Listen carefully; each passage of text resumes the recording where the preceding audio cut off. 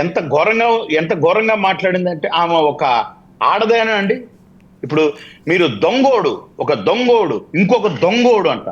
మరి మేము ఇప్పుడు ఆమె దొరికిన దాంట్లో దొంగది, రోజా దొంగది, 150 కోట్లు కొట్టేసిన దొంగది అనొచ్చా అండి?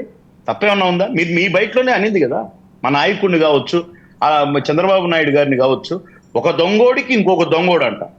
మరి ఎంతమంది దొంగలకు ఈ దొంగది దోచిపెట్టింది అని అడుగుతారు కదండి మా మహిళలు కూడా. అంటే మాకంటే మా నాయకుడు సభ్యత నేర్పించాడు కాబట్టి. ఈమె సెక్స్ రాకెట్ గురించి మాట్లాడుతుంది. సిగ్గు లేదా రోజాకు?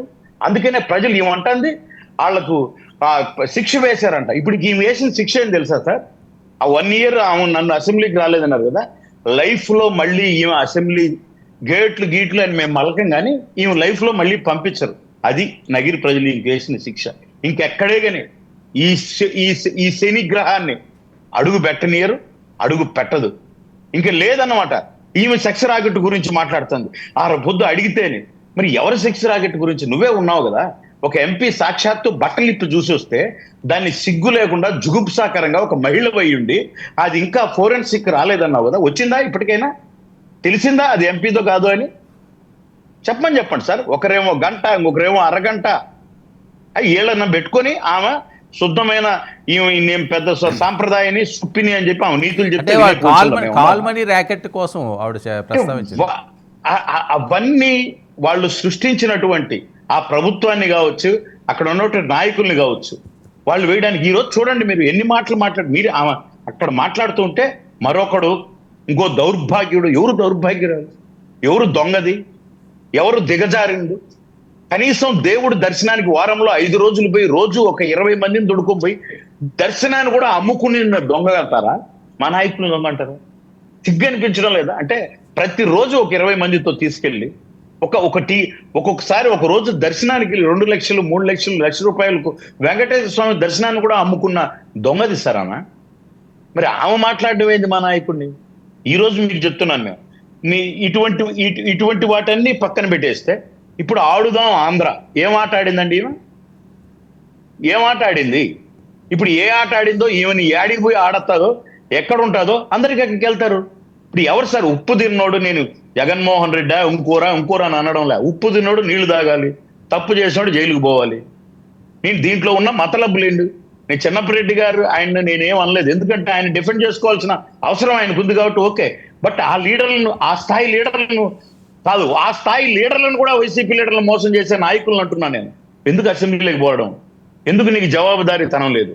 ఎందుకు నువ్వు లేనటువంటిది నాకు ఇవ్వలేదని అలిగి అక్కడికి పోలేకుండా తిరుగుతున్నావు? అంటే అహం, కేవలం అహం.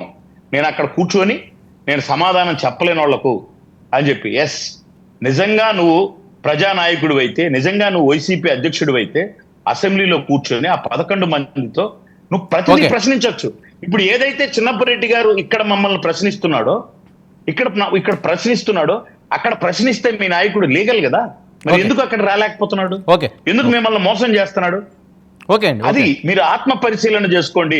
రోజానో వీళ్ళు అయిపోయింది, అవుట్డేటెడ్. వాళ్ళు రాజకీయ సమాధి కట్టేసినారు ప్రజలకు. రోజాకు కావచ్చు, ఇంకెవరికి కావచ్చు. వాళ్ళు మళ్ళీ తిరిగి, నాకు తెలిసి జగన్మోహన్ రెడ్డి గారు కాదు కదా, ఏ పార్టీ కూడా వాళ్ళకి టికెట్ ఇస్తారని కూడా నేను నమ్మను. అయిపోయింది, వాళ్ళ రాజకీయ సమాధి వాళ్ళే కట్టుకున్నారు. ప్రజలు వాళ్ళని పంపించేశారు ఎక్కడికి పంపించాలో అక్కడికి. సురక్షితమైన పరిపాలన స్టార్ట్ అయింది.